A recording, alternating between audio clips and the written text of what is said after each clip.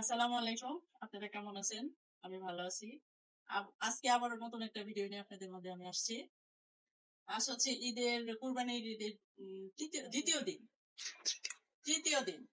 তো এই ২ দিন ধরে শুধু গরুর মাংস খাওয়া এত ৩ বেলায় গরুর মাংস ভালো লাগে না। সেজন্য আজকে আমি নিজে বাজারে গিয়েছি। কিন্তু বাজারে এত মানুষের ভিড়, মানে মাছের মধ্যে শুধু এই পাঙ্গাস, তারপরে সিলভার কাপ, তারপরে হচ্ছে তেলাপিয়া, এগুলা এগুলা তো অত খাওয়া হয় না, খাওয়াই হয় না।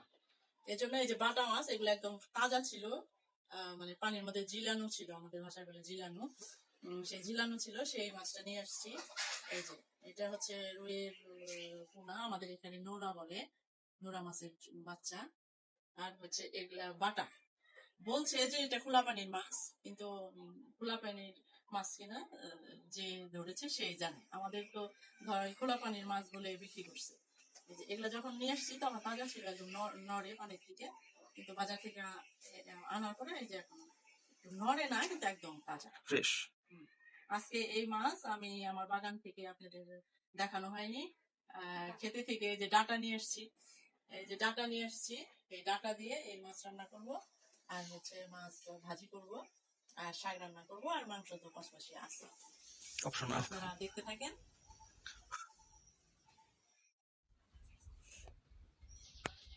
এই যে আমি আজকে দুপুরবেলায় রান্না করেছি হচ্ছে, এই যে আমি দেখিয়েছি যে বাজার থেকে মাছ কিনে এনে কুটাকুটি করতেছি। সেগুলো কুটে আমার খেতে থেকে ডাটা এনে এই যে এই ডাটা দিয়ে টাটকিনি মাছ রান্না করেছি। আর হচ্ছে মাছ ভাজি করছি। এই যে মাছ ভাজি। আর হচ্ছে ও